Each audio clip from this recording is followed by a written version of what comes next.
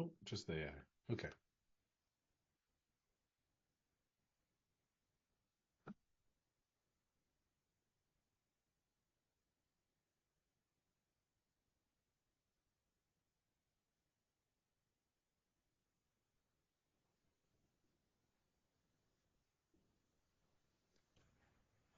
Hey man, How you doing, Adam? pretty awesome. I've been thinking a lot about this meeting since we last chatted with each other, like on a daily basis. And I did not tell you last time we were talking, which was when I thought we were recording a podcast. Yeah.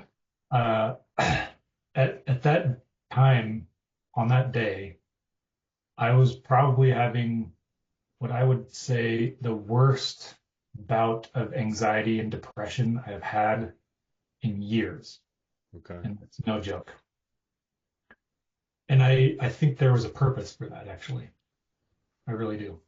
Yeah. Because it made it so that I was a lot more open to understanding that I need to change something in my mind, in my mental mindset. And you were the guy at the time, and whether or not you are the perfect guy for this job or not, I'm not Yeah. going to say. But you were the guy at the time who came to me when I was at, I would call it almost rock bottom mentally and emotionally. Okay. And so that's the context. And so right now, I'm I'm willing to do and work on whatever it is that we can figure out here. I'm highly motivated. Love it. Thank you for, yeah, having the trust to just share that and jump right in. And it is kind of hitting that bump it, like that bottom, or I know from my own experience when those deep patterns and that like despair creeps in, it's like, oh yeah, it's time for the next evolution and to like let some parts go. That's been my own experience. Um, so with that, how are you doing today? How has things been since the last time we talked? Well, the reason I know that I was suffering so badly last week is because the day after and ever since then, I'm basically back to normal. Like Okay. my my life and my mindset and my typical outlook on life is very positive for the most part. Yeah. And that's sort of like a default setting. I have a ton of energy every day, and my routine has not varied in a really long time. Yeah. And so I have put a lot of those sort of things in place to get up intentionally and spend time mentally, emotionally, spiritually, and physically preparing for my day. And I've done all those things just like I normally would on any other week or month or year. And like I've got a daily journal that I keep track of everything that I do each day. And there's like a checklist item of things that I do every single day without fail. Yeah. And I'm tracking all that stuff religiously. So you ask how I'm doing, and I would say I'm normal right now, which is to say, uh, very positive and feeling really good and confident. But I also know that at any given moment, I could fall back into some of those old patterns, and I really don't want to. Right. Well, it sounds like this could be the day to jump into those and see what comes up and get to the other side. But with that, I could take you through the full process of getting that thrilling vision. I like to give the extra 30 minutes because then we can go deeper, right? The thrilling vision, and then that's going to bring up the mindset, and then the mindset's going to bring up the blockers, and then the last little bit are like, what are the next steps to go create that vision? So with the extra breathing room, like we get to go deep into what those blockers are. So I'm sure we'll find something good. We'll find some gold. So with that, let's go ahead and just ground into this moment. If you want to close your eyes, you can, or just sit there. We're just going to take 3 deep breaths. Just take a deep breath in, let it out. Another deep breath in, let it all out. Just letting go of everything else so that we could just be fully present in this moment and create max value. And another deep breath in and let it all out.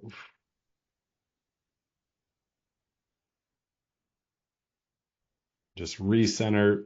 My goal here today is to create as much value as possible for you. And like you said, we don't know if we're a good fit to work together moving forward, but I'm going to give you everything I got in this time together because that's how I work.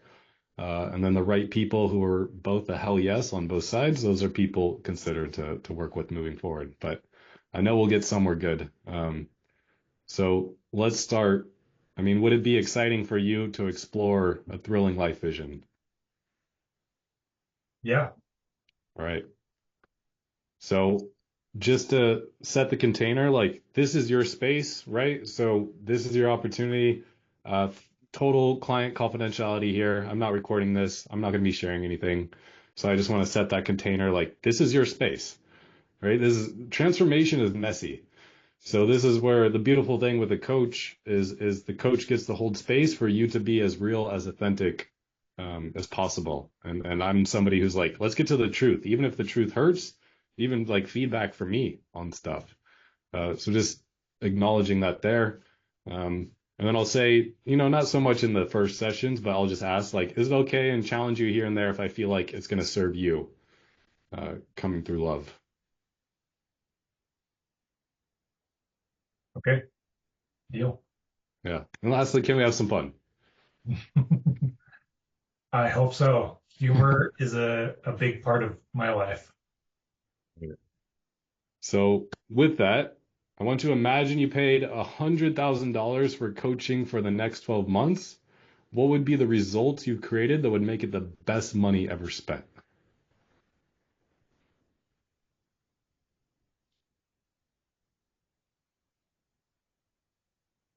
Well, in a grand scheme of things, I would have to be able to define uh, what the return on investment for that is. That's the way that I process spending money. Yeah, And I've spent that much money on other things in the past in that exact same time frame. So the amount of money doesn't bother me at all. What I get for it, that is extremely important, and that is what you asked, right? What do yeah. I expect to get for spending 100 grand in And if 12? it's like you've spent 100 grand, okay, maybe we say 200 grand, amount that's just like, ooh, that kind of stings. So I better get a damn good ROI out of this investment because that is a lot of money I'm putting on the table. So Yeah. we're use So that energy. if I'm going to come up with an amount of money that stings, Yeah, I'm going to have to say more than 100 grand because, I can imagine a world where I have spent that much already this year on investments, yeah, and I'm expecting a positive 20% return on that money over a 5-year period. And then I expect to get it all back again at the end of 5 years. That's how I typically invest in things. yeah. It's just a mathematical calculation that I'm comfortable spending that money because I know I'm going to get it out the other end with twice as much as what I put in eventually. So if I'm going to spend any money on an unknown uh, service or product or anything, then it would probably have to be a minimum of 150,000. And I would expect to get at least uh, a 3 or 4x multiple of that money moving forward every year.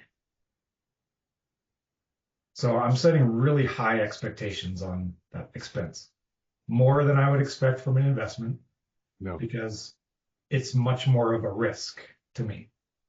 Yep. Investing is not risky to me because I've done it for years. I know what works. I know what doesn't. I know what I'm comfortable with. And so I don't want to be comfortable. I want to get really afraid and I want to take a huge risk and I want to get a huge return on that. And I'm thinking 3x plus yearly income from that expense Yeah. is what I would expect as a minimum. I'm scared to say a 10x because that is hard to imagine for me. An expense of a fairly small amount of money in the grand scheme of things Yeah. to 10x for me yearly, like a yearly 10x, 10 times 150K every year. So 1.5 million a year for as long as I can conceivably continue to get it. Like it's just recurring passive income. Yeah. And I love that you got specific there because that's what we're going to do. We're going to like, it's like a blank canvas. It's really what is that vision so thrilling you're willing to pay the prices, sacrifice to go get it. So that's what we're creating crystal clear, specific, and expansive, just to kind of give a sneak peek of where we're going. So would you say creating 1.5 million revenue by the end of December 2025? Like, is that a thrilling vision? Yeah. And it's hard to believe. Yeah, good. Okay. So this is where I'm going to keep pushing you. We're going to get outside the intuitive fence. I think I may have shared this on the podcast, but once again, visualize a circle here, and the intuitive fence is what we think's possible, right? So when we show up at our best, we kind of create goals within our intuitive fence. But we want to, like, going for the moon, to create something outside the intuitive fence to what are we capable of, and it gets past kind of the old evidence of the past and stepping into possibility. So with that, we're going to paint the picture both inward transformation and outward transformation. What does that look like? So what else other than 1.5 million a year in business? Like what else would you want out of life that 3 to 4x, but really that 10x return? If it was this perfect vision, 10x return, like what would that be December 2025? Are we still talking in terms of money or are we just All areas of life, like all the areas? big areas of life that you want to focus on. Maybe not all areas, but the big ones, the main rocks that you want to focus on. Okay. Uh, I fully realize I am operating within the realm of my comfort zone, I guess, Okay. because I Great am catch. comfortable. Like great awareness, right? And then you get to acknowledge it and be like, okay, what's outside? So continue. So I can imagine. Let's. I want to talk about health, physical health. Yeah. I've been at my ideal body weight and uh, physical abilities before, um, never at the same time. So I would really like to be. I'd like to be able to maintain my strength and increase my muscle mass, which I have. I track that just about every year using a DEXA body scanner. Yep. Do you know what that is already? Yeah. Yeah, I did one last fall. Yeah, so I've done one twice now in the last 6 years, and my general practitioner doctor, they have one at their office now, so I'll be able to check that even more regularly. But I don't think it's worth doing more than every 6 months or so because your body just doesn't change that fast Yeah. in a sustainable way. Yeah. And so my ideal body weight is about 185 pounds, Okay. but my muscle mass needs to be higher when I drop that much weight. Yeah. Because when I did my body scan, I dropped a significant amount of muscle mass as I was dropping body fat. And so I want that to shift. I want to just drop body fat and keep all of my lean muscle mass that I possibly can. Yeah. I don't know how to do that. Okay. Like I can drop weight, no problem. And uh, so the actual weight that I want to be is not the most critical calculation. But I do know when I'm at that weight, that overall body weight, that's when I feel like my most healthy mentally and physically. And my clothes fit the way that I want them to. And I feel really positive about the way that I look. And that happens when I hit about that 185 mark. But my internal organs, my muscle mass, which I can't see, that's what I really would like to figure out the best ratio for my body. And I don't know how to do that quite Yeah. yet. I do know that again, when I'm down to 185, my strength goes down in all the areas that I track. And I use an app called Fitbod that allows me to track all of the weights that I lift and how much in reps, and it puts together a program to continue to help me improve all of those things, full body. And I work out every day based on what it tells me to. Yeah. And and I have been gaining weight slowly for the last 6 months, and my muscle gains, my strength has been going up as well. Yeah. So physical strength is very important to me. Muscle mass is very important to me. And I know my set body weight needs to be about 185 or so. And if I can maintain that and then continue to see my muscle mass increase and my strength increase even just a little bit, I would be ecstatic. Okay. That would be a Good. thrilling vision for me. Yeah. So let's stay with that. Let's push this down what we call the funnel of specificity, because you could see the difference between I want to put on some muscle mass this year, right? Big, versus I'm gonna put on you could go either way. Like I'm going to put on this amount of percentage or this amount of lean pounds in muscle mass by this date, or the opposite of like I'm going to decrease body fat by, down to 11% by this date. So if you had to push it down to get specific, so it's just black or white, like we have data, if you're going to hit it, what would that be? Yeah, I need to get down to 15% body fat as tracked by DexaBody by December 2025, December 31st or whatever. And I I don't want to lose any muscle mass at all. I don't want my muscle mass to drop. Okay. Yeah, and other than the confidence and just like feeling more confident and strong like in all areas of life, like is there anything else that really does for you? Like why is that so ecstatic for you? Well, it also I know that since I have high cholesterol, that is probably going to be something that also lowers as well. So my longevity will, my lifespan will likely increase as I work towards this particular goal. Yeah. Yeah. So you want to be as healthy as possible for as long as possible is part of what I'm hearing. Yeah. Yeah. And do you have kids and family? Yep. I've got an 18-year-old boy Okay. and a 14-year-old daughter, and that's it. And then my wife, we've been married for 20 years. Oh, congrats. So you want to see your grandbabies, be strong, like be able to do activities with them. Is that my guess? Definitely. Yeah. All right. So we got crystal clear. 15% body fat, December 2025, while losing no muscle. And then also 1.5 million a year from business. Is there anything else that's like really just be ecstatic to have that end of December 2025? No, those two things are um,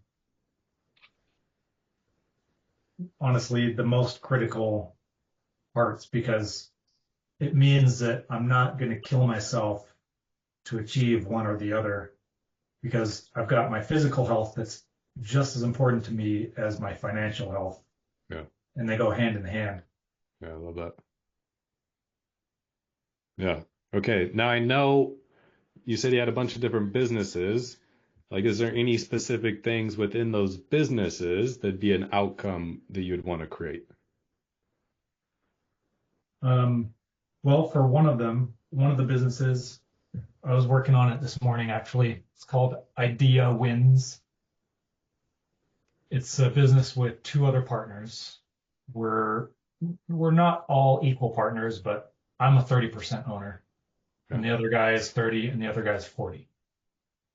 But as far as decisions and moving forward, we all share responsibility equally, and that's the one that's got the most, I think, blue ocean for creating that amount of wealth Yeah. generation on a passive basis by Yeah. just doing some really small and simple things because it's really just an outsourced sales operation where we recruit affiliates to go out and sell products for us, and it's all strictly commission based. So I don't have to put any money in. We don't have to hire anyone.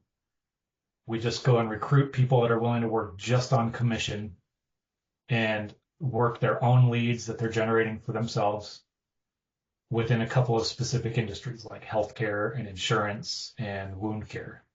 Yeah.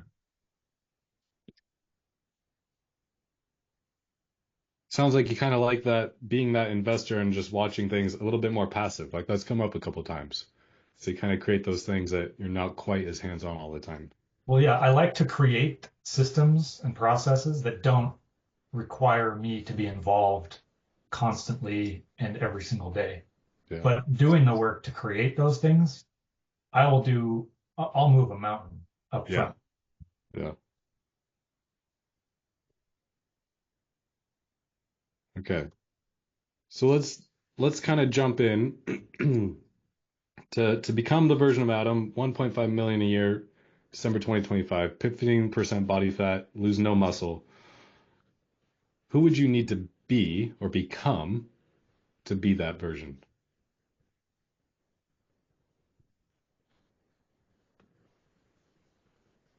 Is this a question that I could answer by saying, how would I need to change? Or Who would you need to be in order to accomplish the vision? um, a different version of myself, Yeah. I believe. And this is where we can like even play with it. Like if you were to like visualize yourself going into the future and it's that version of you that is created that 1.5 million a year and you're down to 15% body fat and you feel ecstatic about life and the results you've created for yourself, like what are the qualities of that person, that version of you?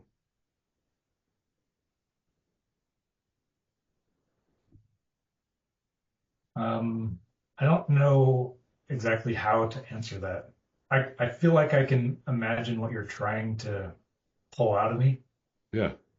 And so this is where I don't know even what the possibilities are as far Oh, as an answer goes. okay. So maybe you could give me some, basic suggestions, maybe nudge me in Yeah. Yeah. Yeah. some And areas. just curious, like, is that projecting in that future? Is that something that's hard for you in other areas? Um,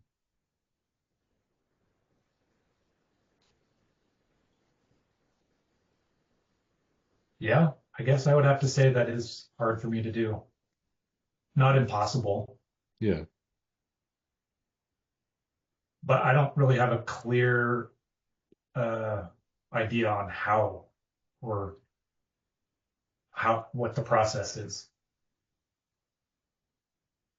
That you love to come back to process. So you kind of, I don't know, is it like a dichotomy of like you don't know what the process is, but then you're like figuring out the process in the moment, or like what does that look like?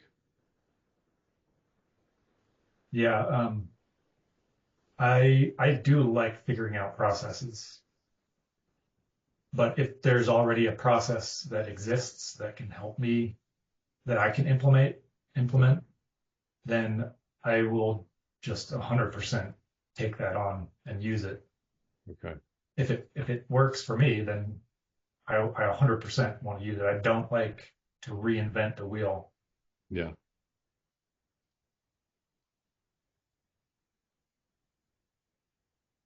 So it's coming up for me is to like jump into the blockers and then see if the way of being like comes out from the other side of that. Kind of Okay. like different route. Yeah. So if I were to just ask you bluntly, like what's stopping you from having all this? Um, I don't think I can keep that belief and that vision in my mind as much as I have a belief and a vision that I'll lose everything. Hmm. Well, acknowledge you for going right there. Tell me more about that. That I'll lose everything. So let's see. I did write this down a couple months ago. I am constantly bombarded with the sense of doom that everything I have and love will be lost and will all be gone suddenly in one fell swoop without the possibility of getting it back ever again. Or rather, that God will take it all away. Mhm. And I don't have any physical evidence that tells me that that will ever happen. Yeah. It's just this impending sense of future doom that God has given me all that I have, and so one day He's going to take it away again. And what feelings does that stir up in you when that happens? That's just super fearful and anxiety and uh, helplessness. Yeah, there we go.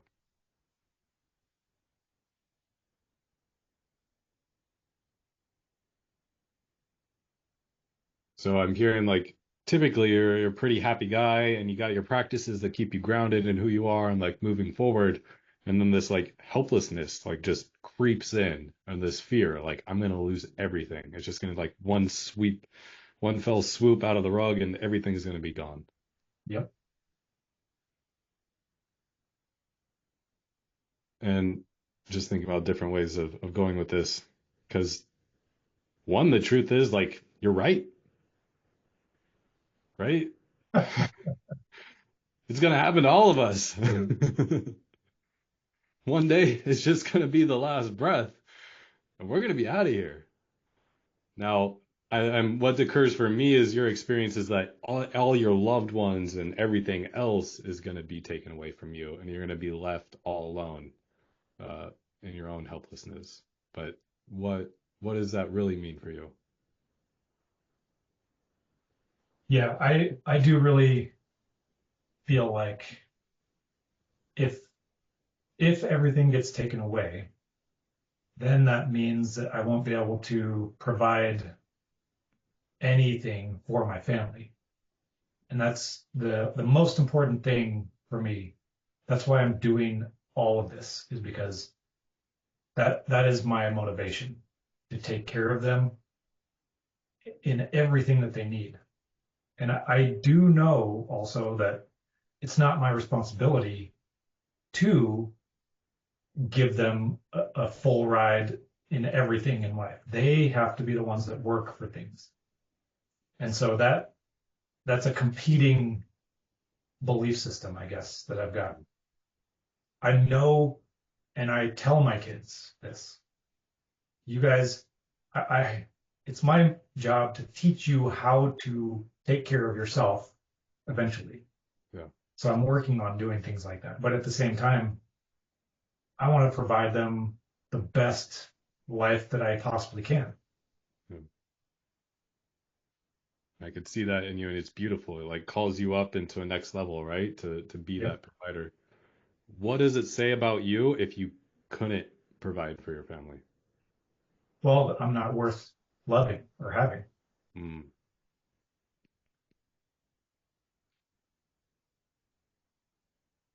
And like, thank you for jumping in. And I want to acknowledge, like, I remember you sharing your story and always moving, and your dad was a clown in the circus. So we could start to tie in these like really deep-seated patterns, right? Which really create that helplessness.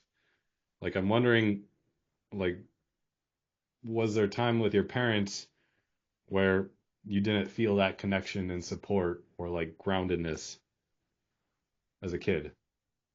Um, it was rare to feel that Yeah. because I think one of the things that probably impacted that more than my parents' inability to express emotions in the first place was I'm the oldest boy of a family of 8 kids. Okay. So the amount of time they got to spend with any one of us in any one-on-one situation was pretty limited. Yeah. I imagine if you're the oldest of eight, like you were, I'm guessing, like put in the caretaker role more than others, and like you had to step up as a kid and didn't get to just kind of be a kid.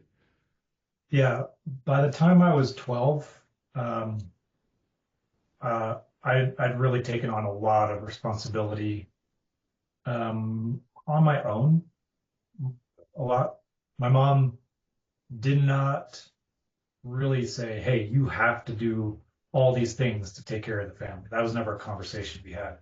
Yeah. But it was just like expected that I had to help. I and I feel like I wanted to because I get a sense of value out of serving Yeah. in a lot of different capacities. I serve in my community as far as being a member of the church, Yeah. serve my family every day, my wife. Service is a big part of who I am, and it definitely makes me feel valuable. Yeah. And so if I couldn't serve, like if you told me take a month off from serving, my value would drop through the floor. Yeah. So I don't know where I was going with any of that, honestly. I don't even remember what you asked. But No, it ties in perfectly with like even today, right? I won't be able to provide for, I won't be able to serve my family. And I'm guessing your family is one of the highest values, and then like community, along with faith and everything else, right? So it just right. shows, like illustrates that. And I'm curious to just go there for a little bit of when you're that that little atom and like moving constantly. Like I would imagine having friends or like some form of like, yeah, I know these people or something, and then it's just like taken out under from you and like gone to another area. Was that your experience? Um, Not so much. Okay. Not because I didn't have friends that were taken away. It was more like I was homeschooled from third grade to ninth grade. Yeah. So my family was my friends Okay. and people at church. Yeah. And uh, it was hard to connect with people at church at that age. Like when you're young, preteen, teenager, Yeah. it's just not like a time where you connect with people very easily in general. So I had a tough time connecting with anybody my age to begin with, and anybody who I did consider a friend, it was usually a family member, whether it was a sibling or a cousin or an aunt or an uncle. It was all very family oriented friendships and connections. Yeah. Yeah. So almost a little bit of like it's kind of hard to belong in a place and just be you fully. Yeah, when there's people that are outside of my family, 100%. Mm. And I guess that's probably why I'm I probably struggle with doing very good, solid business with people that aren't my family members. Like Yeah. Idea Wins, it's me and my 2 cousins. We're the Yeah. owners. One of my Yeah. other businesses, it's me and my uncle. one of my other businesses. My parents and my kids work for me. Yep. I have one person in all of that who's not a family member. Yeah. It shows there's like, look at that, right? Look how that pattern has like just continued and evolved over time. And not even to say it's right or wrong. And then it's like the vision moving forward, is it empowering or disempowering going towards the vision? But there's something deeper you said earlier than that that I kind of want to set it up to see if like you go there. Like the dynamic with your family, did you, and I know you kind of answered this before, but again, like did you always feel that love and support at all times from like all the different family members? No, Okay. there's a lot of times where uh, I would get. So we had some pretty strict rules growing up, and anytime you broke the rules, there was a there was punishment. There was physical punishment. There was withholding of food, or they didn't necessarily withhold uh, time and attention, but I didn't really get a lot of that anyway. So it's not like I missed it a whole lot. Yeah. But yeah, I grew up very much afraid of consequences if I messed up somehow. Yeah. So coming down to like the roots, like the core things, and you, what I'm hearing is I'm not safe and I'm not lovable. How does that feel in your body? Oh, well, I do not want to believe you when you say that, but at the same time, um, I can very much uh,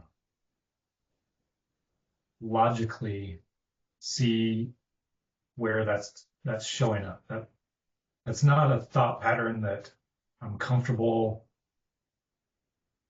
saying that that's what I think Yeah. a lot, but I know that that's a real issue that I have. Yeah.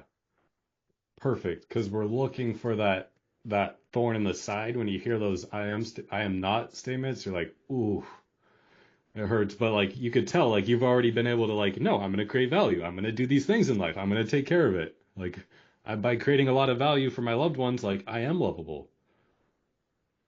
So this is where you could start to see some of the patterns of your life that created who you are today, right? So we get to respect this part of us, this pattern, because you're the only atom in the infinite of eternity that has the same life journey as you, right? And experience. So it's like cultivated who you are today, but to get down to those, like how or how did those actually serve you by taking on those belief patterns? Oh, yeah, I've thought about that quite a lot actually. Okay, And let's hear that some big that headlines. um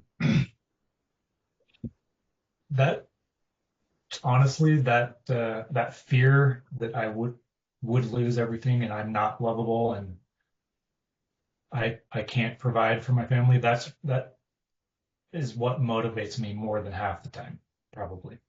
No, And it's a fear instead of doing it out of love for myself yeah, and for them. yeah. When that fear rears its head, like it did a couple days ago, like what is that like for you? Um, it feels like the sky is dark, even if it's sunny outside. Feels like there's just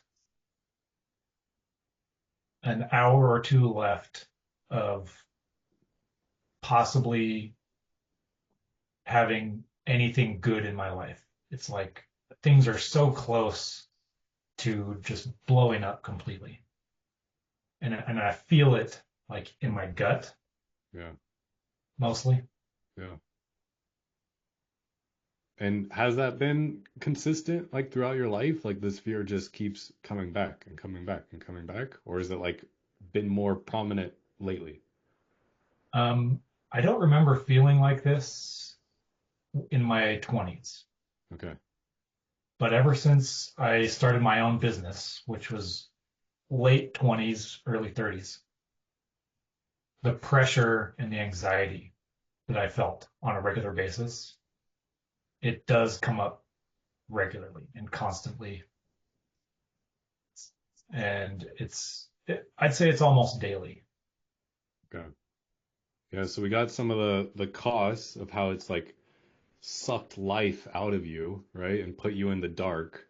Yep. Like let's just play for a second. We're playing with the worst case scenario in life.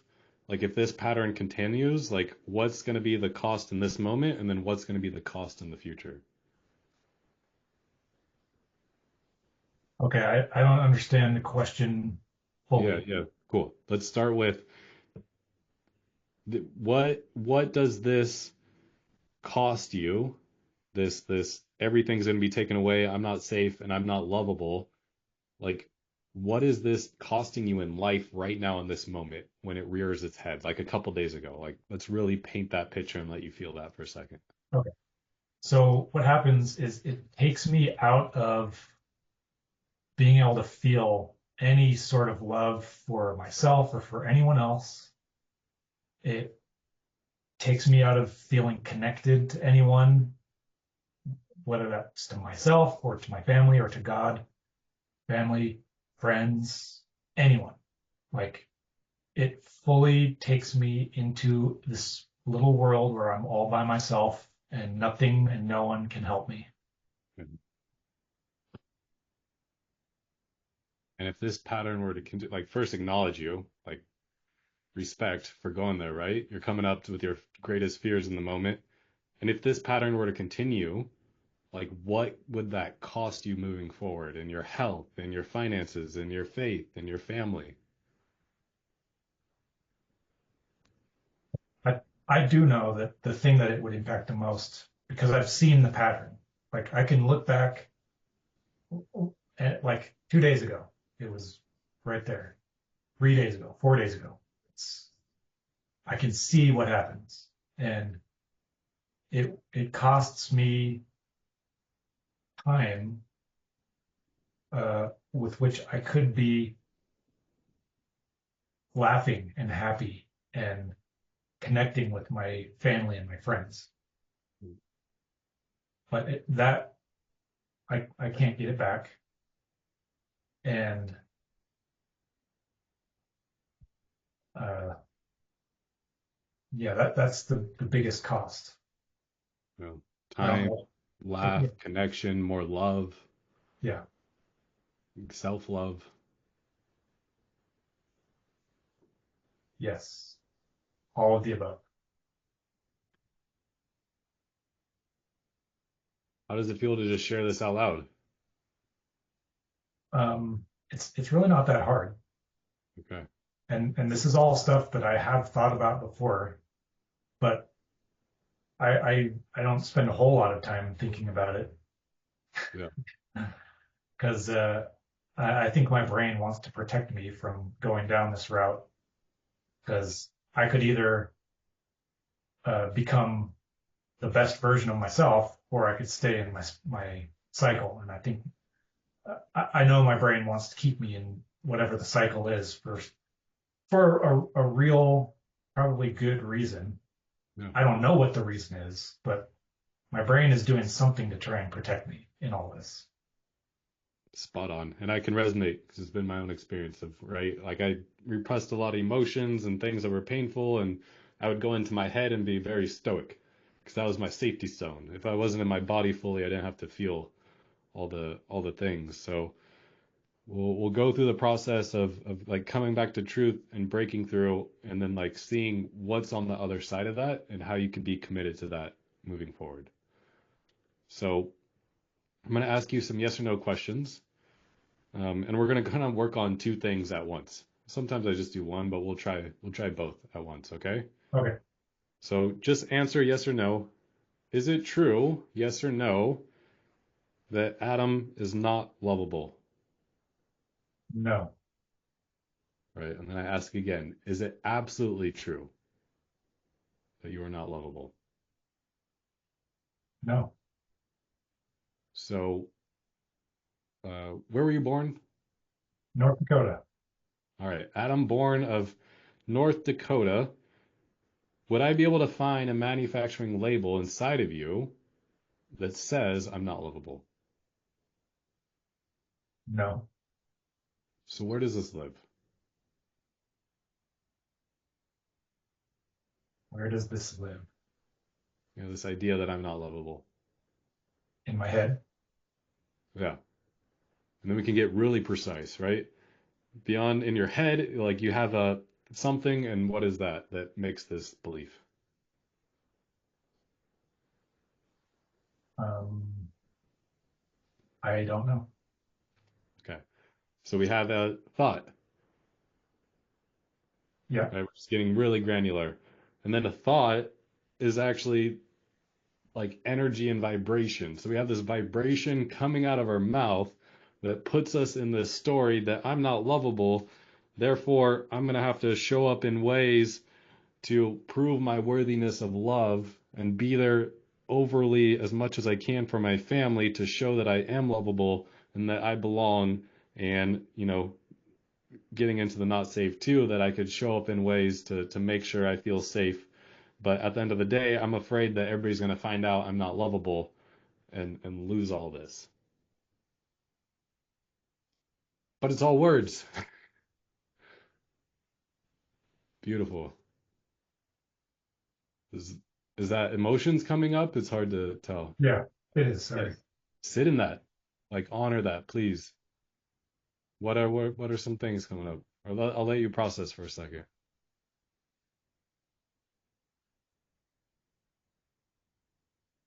Because by honoring it like with tears is how you release it.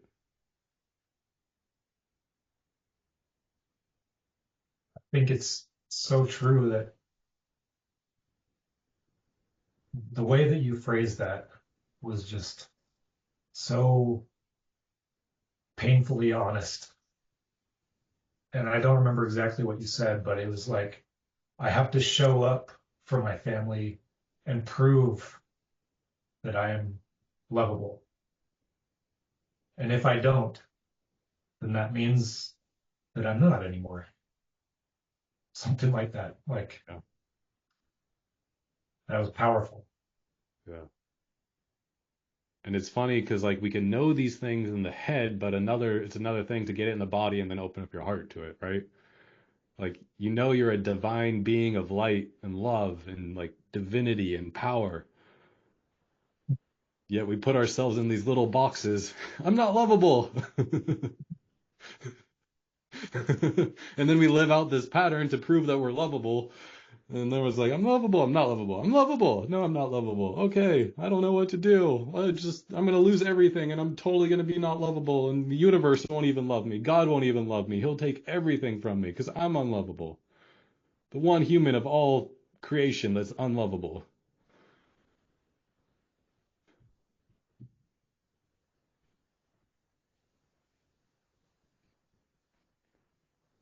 So, in the absence of this belief that I'm not lovable, what becomes available to you? I think a direct, Don't think, feel. a feeling of safety Hmm. that I can't fail anymore. There is no fail.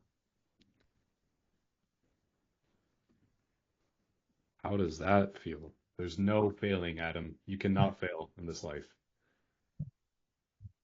Oh,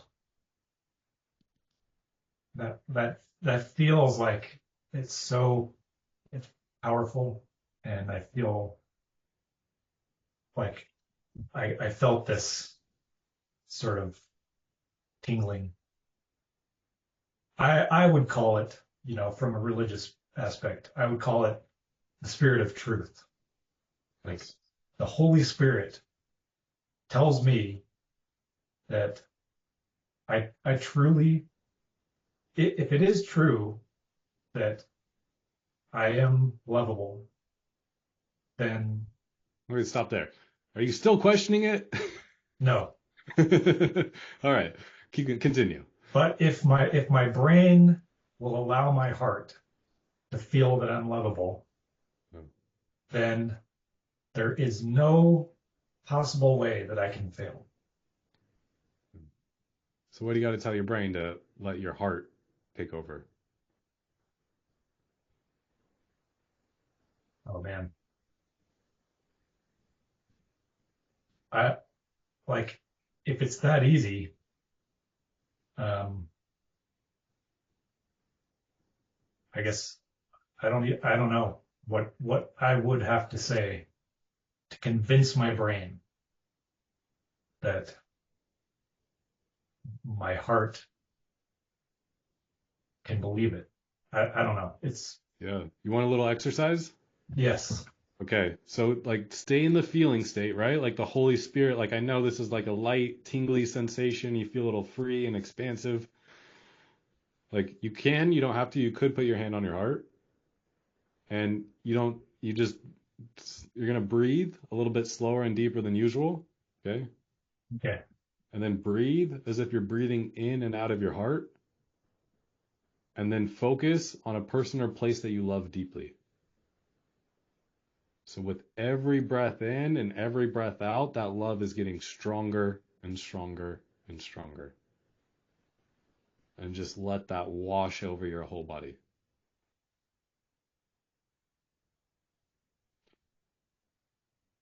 And as you're doing that, I know you like systems and processes, so this is actually how you could change your state or frequency or biologically speaking, your parasympathetic on demand.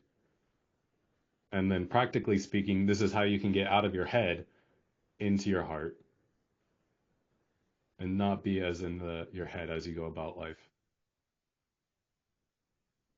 I've heard it said being in your head, being in my head, being in a head space, Yeah, as opposed to being in our heart. yeah, And that that is a lot of what it seems like I do when I disconnect is I go up into my head. yep, And my wife has said many times that she can tell when I do that yeah, because I'm like a robot zombie. yep. Just staring off into no man's land. I know what you're talking about. So if what I just heard you say is true, I'm not saying that I don't believe you. I just want to basically restate Yeah, what I think the process is that you just took me through. yeah, If I want to be able to do this for the rest of my life, which why wouldn't I if it works, is focus my attention and reset my breathing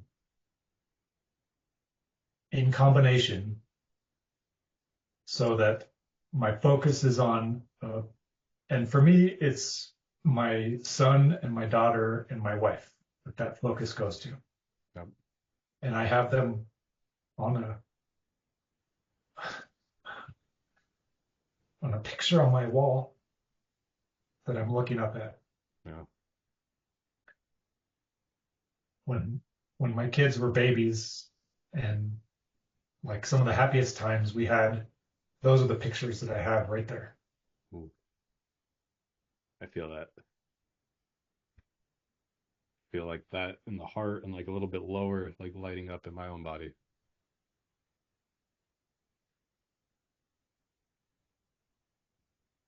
Yeah, and the imitation would for a second to be is put up a mirror, let yourself feel that love come back into your own heart. So try this. You can close your eyes if you want.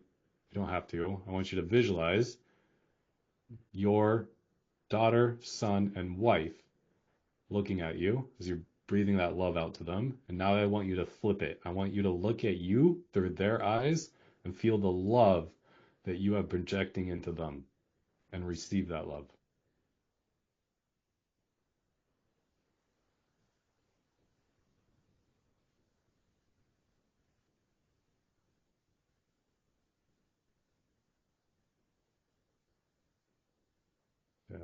That's right. That's your love. Your whole life you've been fighting and serving and showing up to give. Like let that into your own heart. How's that? It it's powerful and hard to do at the It same is. time. It is. Wait, what? I gotta give that love that I've been giving my whole life to others back to myself? What is this?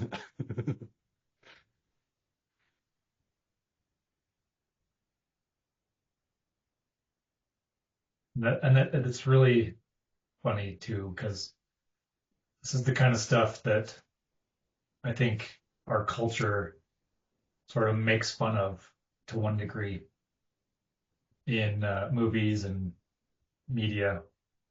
There are scenes where I think lots of movies will show somebody looking at themselves in the mirror and trying to just reflect back love. And every just seems like everybody makes fun of it. Yeah, And that's sad. yeah. Like the thing we want so bad, right? We all got this inner child who's doesn't feel safe and has their lack-based belief and wants to belong. And then like we make fun of it when we just want that mirror for that love to come back into us. And then to go forward, I want you to imagine this being now full of love for yourself, where you like Adam cannot fail. Adam cannot fail. Like what becomes available now of who you can become and what you can create moving forward.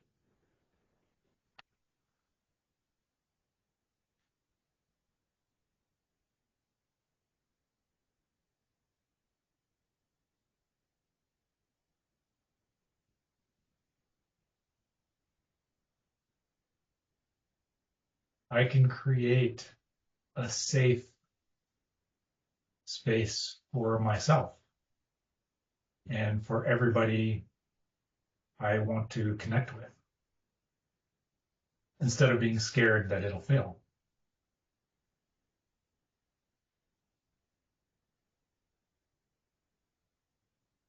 Yeah, can you see how profound that shift is? Yep. Like think about time, connection, laughs, love, self-love.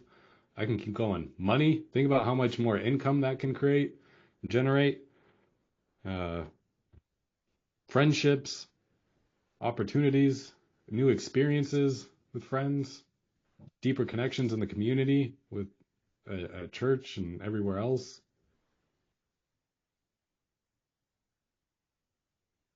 How does that feel?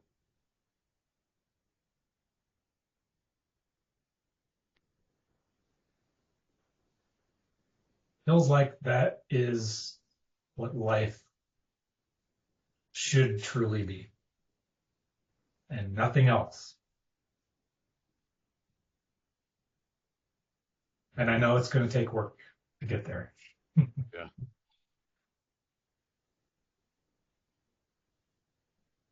So this is where we pull what can you be so committed to that you're willing to pay the price of transformation, right? To continuously build that safe space for yourself and practice connecting with others in ways that are outside your old way of being.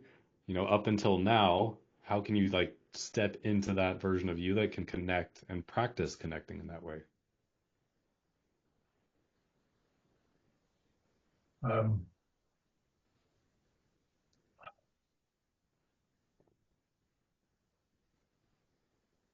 how can I step into that? Um, I think I can do that by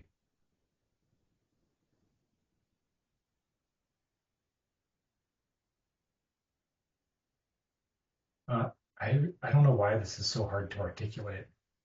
I feel like I can imagine what needs to happen, but I think practicing reflecting back my own love and self-worth to myself and being comfortable doing that and getting better and better at doing that and practicing that and building that into one of my superpowers. Yes. And I still have just the barest concept of how we did that. I don't remember the visualization that you had me do. I know my family was in there, and but like I do feel like that's a powerful tool and process Yeah. Yeah. that You I get could knowledge become. for being so in it. You're just like fully present with it. So let's push a little bit further. This is kind of lifting the weight. So just now I'm asking you to lift weight. Like if you're the version of Adam right now with a superpower who's reflecting self-love, can feel it, and is that mirror and light for others, like how does that version of Adam show up in life? That version of Adam shows up and has has just complete and full confidence that God wants what's best for me. He wants me to get what I want. And I have a full belief of that, not just a glimpse.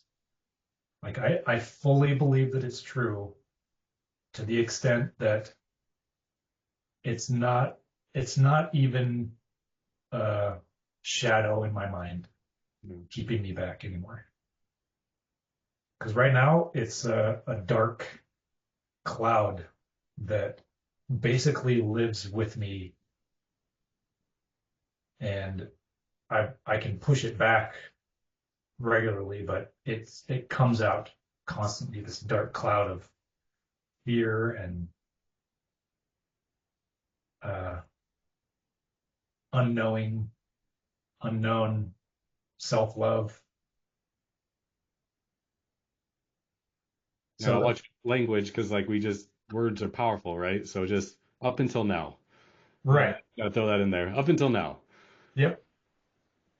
Up until now, I have seen my own pattern, and now I see a new pattern. And I see a way to step into who I want to become. Yeah. So what advice would that ultimate power, superpower Adam give to the version that got stuck in the dark cloud?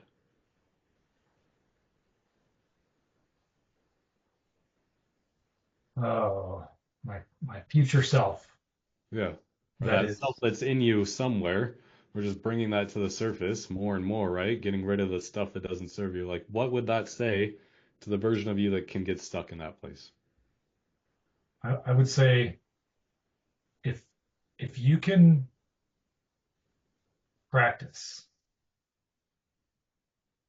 that uh,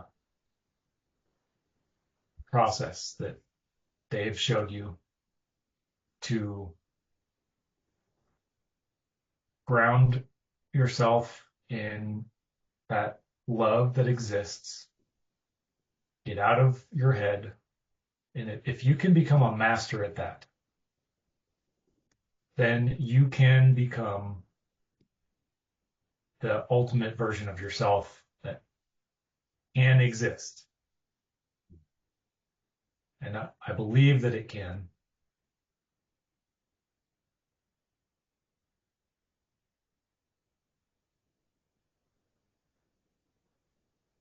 And I believe that you're worth it.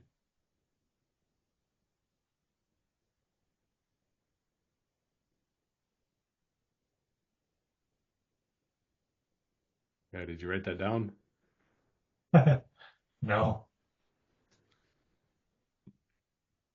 So the quick coherence or heart coherence technique is like what the actual tool is called. There's a lot of fun science you could That's a whole rabbit hole in of itself. But that, remember, and that you are worth it. Just try to capture some of that for yourself.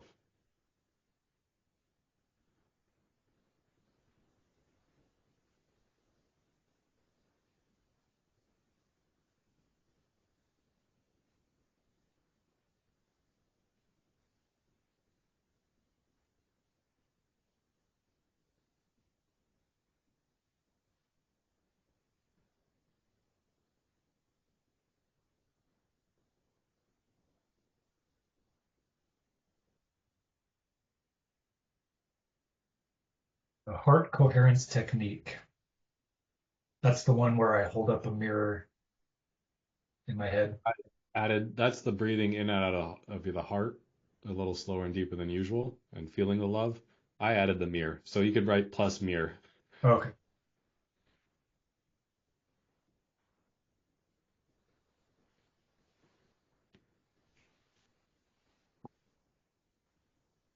Okay. Would it be okay if I went pee real quick? Yes, yeah, do what you got to do. Okay.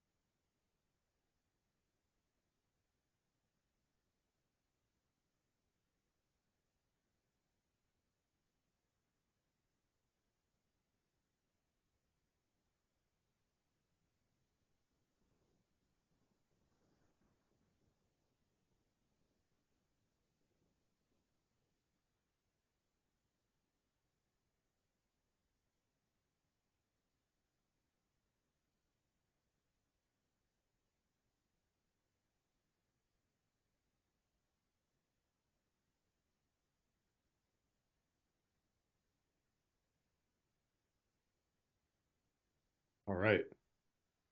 So now, kind of going a little bit. I'm curious if there's anything else, showing up as this version of you. You could say being now, creating that safe space for you, yourself and everybody where you could connect, reflecting that self love and more comfortable, and it's a superpower, and you have full confidence, and God knows wants what's best for you, and you can fully receive that and fully believe and no longer shadow.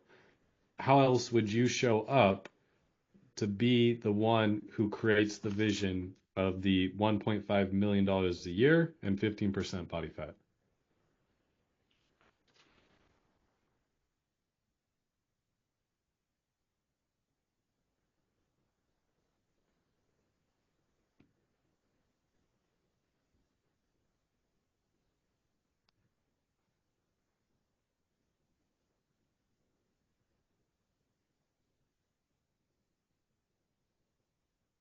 I don't know what would be accurate to say here. I feel like um, That's okay. We can make a shitty first draft. if I were just, yeah, if I were to just say whatever's on the top of my mind, I would Yeah. say I would need to recruit other people to help me in this process. Okay. What does that specifically mean? That I don't know, Okay. but um, I'm sure that there's there's going to be someone that I need to be accountable to, and you know, if that's you, that's you. And there is a book that I read by, I can't remember his name, but it's called Who, Not How. Mm. And I feel like that principle is something I can take advantage of better the more I become the best version of myself. I'll be able to recruit the best versions of other people who can help me go further and further. Yeah, I love that. And then I would say like there's opportunity to upgrade language, right? A big part of the meta performance model is integrity. So we're like identifying who you're becoming, because then it's about living in integrity with that version. Where accountability is like, yeah, I'm still my limited self, or whatever it is. I'm still this old way. I'm gonna be accountable to showing up in these new ways. Versus how do we go deeper? Oh no, I'm committed to being this version, and how do I live integrity with that? Um, but can I get uh, real and just share my own experience? Yeah. Yeah, what's occurring for me, and because I could like resonate with parts of your story, and feeling like all alone and the helplessness for me, it was like the powerlessness, and I just got to do it on my own, and even came up too like safe space to connect to yourself, and then everyone around you. So even that of like recruiting other people, I'm hearing it's come up more and more in my own journey of like even something as simple as asking for help, right? Being able to say like I don't know and ask for help and trust that the right help is going to present itself. Um, which for you is part of that practice of like, how can I connect with more people? And some of that is building trust, and we build trust by asking for help. And some people help, and then some people, burn the bridge a little bit, and then we repair it, and the bridge gets stronger. But yeah, what comes up just sharing that? Well, my journey of trying to understand how to connect with people outside my family has been a long and difficult one. And so I don't ask people for help. Uh, And I don't know exactly why that is, but I think that's probably part of why it's hard for me to connect very deeply, very often. Because I feel like if I ask people for one thing, like if I'm in a sales meeting, for example, and I ask my prospect for the sale, that is asking them for something. And I I do feel kind of a little bit afraid of doing that, even like closing a sale. yeah, Like it's a similar thought process, I think, to if I'm just trying to connect with somebody for no other reason than to be a good human and practice connecting for real, I've also got to ask them for help because something you just said, we build trust by asking for help. And you gotta trust the people that you want to build relationships with. yeah. And this So word just keeps blaring in my head, so I'll just share it. And we can do this through curiosity,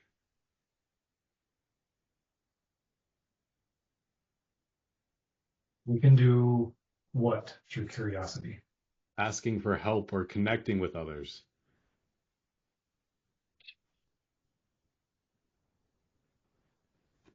Like it's almost like coming back to that childlike state of like, oh, I'm just curious. Or it's not like, am I going to say the wrong thing and then I'm not lovable and then that proves my, story of my limited self right and then back into the old pattern. Or even building trust. Ooh, I'm curious if this is a relationship, friendship, opportunity, whatever it is, professional development that could turn into more trust, right? Instead of the judgment.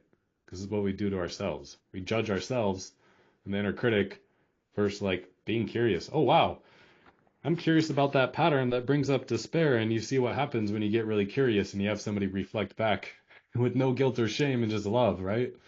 Like that's what we went through today. Yeah, so curiosity instead of judgment. Yeah.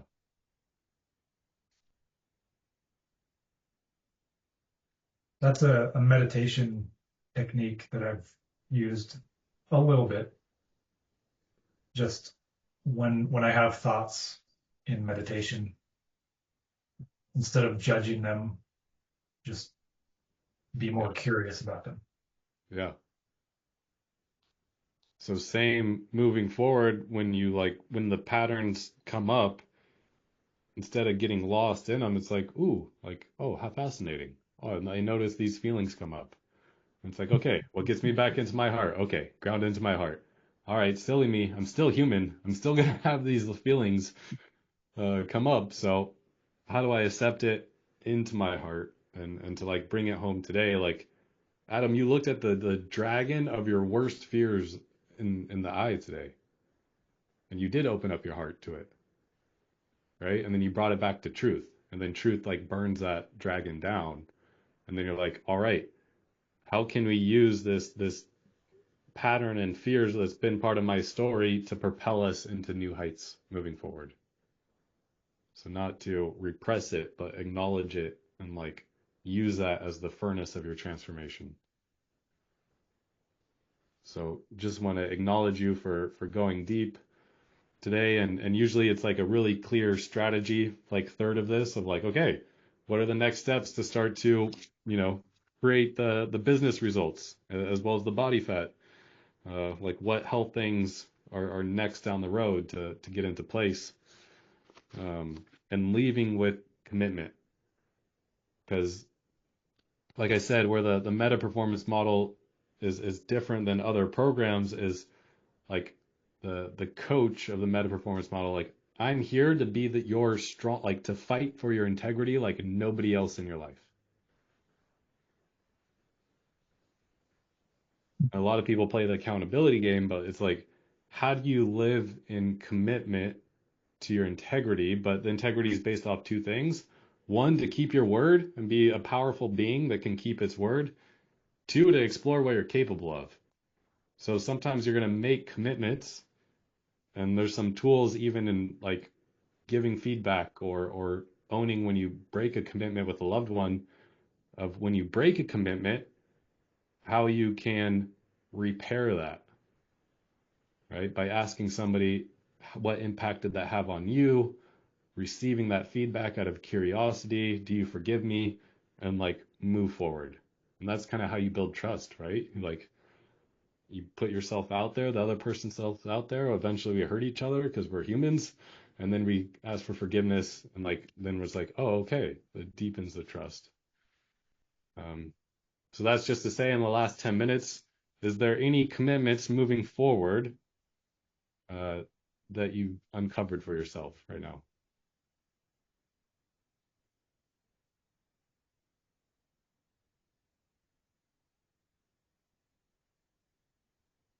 One of the commitments that I need to move forward with is to use the technique that you showed me, the heart coherence plus the mirror,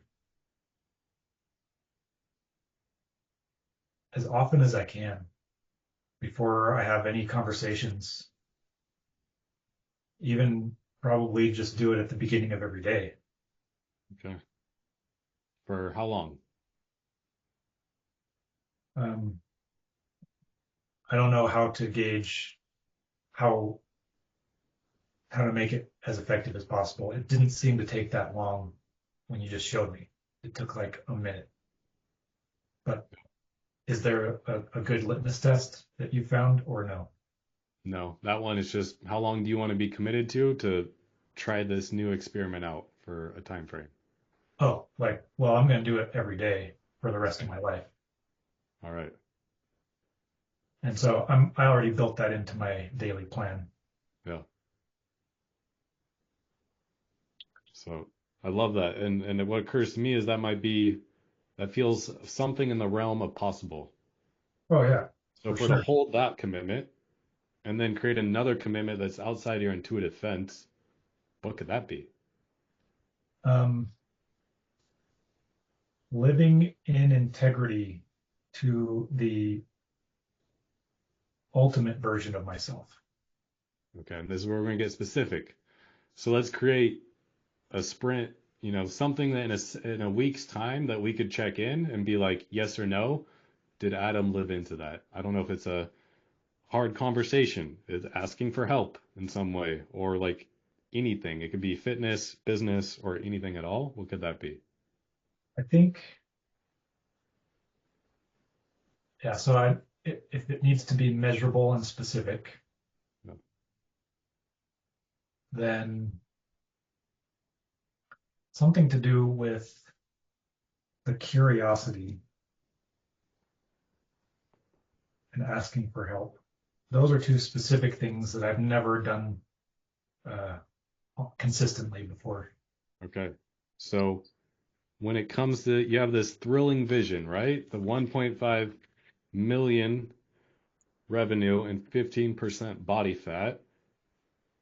Who or how can you ask for help that will move you towards this vision that would just be ecstatic for you to live into?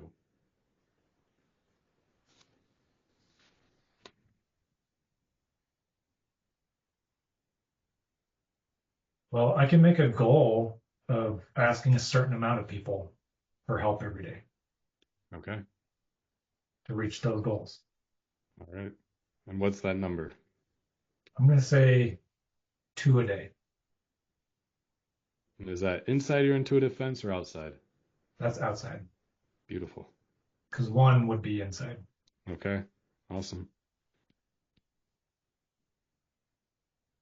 So the invitation here is to do a little experiment, right? Uh, 7 days, but it's ultimately your choice. Like, what would be a time in a week that could check on this? Um, and that's where I'm happy to offer like a 30-minute check-in and see how it went for you. I'm going to be on vacation Oh, starting nice. Saturday. It's spring break. Oh, yes. Yeah, same for us. That's right. So So could check in before or could check in when you get back from vacation. I think if we check in Friday, Okay.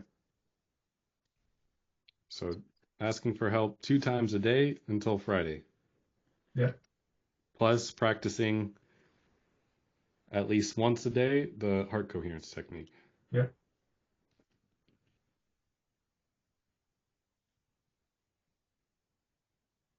How do you feel about those commitments? I'm I'm scared about the one asking people for help. That's the one that my brain is starting to spin on right now. That's I'm going up into my head about that. Yeah, just acknowledge that, right?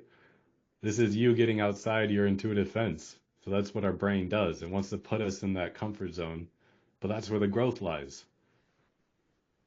So Yep. it's to come back to we created this thrilling life vision, and there's the reality of this moment, right? And then there's the gap. And for so long, you've been relating in the way of the fear getting in the way, but you have the same choice through love. So the invitation too is how can you choose love through it all, right? Moving forward, and we'll check in on Friday with that. So got 5 minutes. Want to be on point with time. Any questions before figure out a time to schedule for a Friday check-in?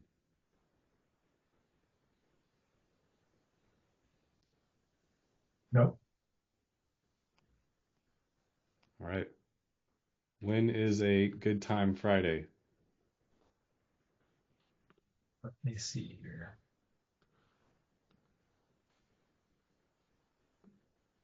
Friday the 28th. I'm free after 10:30 a.m. Mountain Standard Time. Okay. Mountains 1 hour off. That's correct, right? Pacific. Yeah, I'm 1 hour ahead of Pacific. So if we did either, you said after 10, was that right? Yep. Okay. So do you want to do 10 a.m. Mountain Time? Um, if we could make it like 10:15, my Sure. appointment gets done right at 10. You want to put an extra buffer just so you don't have to stress? We can even do an hour later. I do have time at 12 p.m. Pacific, which would be, or later, 1 p.m. Mountain. I guess Yeah, just, let's do that. That would be good. okay. All right. I'll send an email invite Okay. and we'll check in with the commitments. We'll see what came up during this time because part of this model, right? You create these commitments knowing that some of them you're going to break. Not saying this is going to be the case for you, but when you do, you get to learn about your blind spots. And this is where so many people get stuck because it's the guilt or shame comes in or the despair of the old pattern. And instead, it's like, ooh, we literally call it the growth process. Like, ooh, what do we get to discover, right? What's the little gold we're going to uncover about ourselves? And then, like a kid, you just shake it off and, all right, how do we get back into alignment with our vision? So we'll go through that. We'll check in on the commitment, and then I can answer any questions of what it looks like of partnering up to create the vision if you want to work together. But part of this is making sure it's a hell yes on both sides. So just kind of feeling out in that conversation if we both are a hell yes. Uh, and then also too, like, no, I'm seeing it's also a test on myself or like here, like I'm looking for people that do follow through with their commitments because otherwise, what are we doing? We're wasting each other's time. So I'm a, I'm I hate excited to doing drop that. in with you Friday, and I want to acknowledge you in the last couple minutes. Like we did some deep work today. I didn't know if we were gonna go that deep, but we did some deep work. So like celebrate yourself.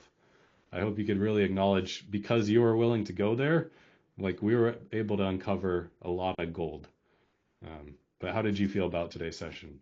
I felt awesome. I feel like you've given me very concrete processes and specific goals, which work very well for my personality. And just FYI, I've been fasting all day, so I'm currently fasting. Okay, so And I still, just feel like that's a way for me to just try and enhance any emotional, spiritual impressions that I might feel. no, So I really intentionally set myself up for success. Like I've had no distractions at all, no, and I just gave you my full attention. And I feel like I put into this a lot of effort and time, and I feel like you did as well. So we did a good thing today. I agree. Yeah, my occurrence was the same. So it's sometimes I ask people to commit fully, yet totally surrender. So you did. You showed up everything you needed to do to commit fully, and you were so surrendered that you lost track of some of the, names of the tools that I shared with you, which was beautiful. So, yeah, powerful, powerful session today. Yep, agreed. All right, Adam. Well, I'll check in with you on Friday. Just curious, where you going on vacation? Um, I know we're going to be visiting several different states. We're driving an RV through church history Okay, sites beautiful. like Wyoming, Omaha, Missouri. My wife is the one that created the itinerary, so I'll just drive us wherever we're going. There it is. All right. Surrender to the adventure. I love it. All right, Adam. Well, I'll send that email invite and I will connect Friday. Okay, thanks, Dave. Yep. See ya.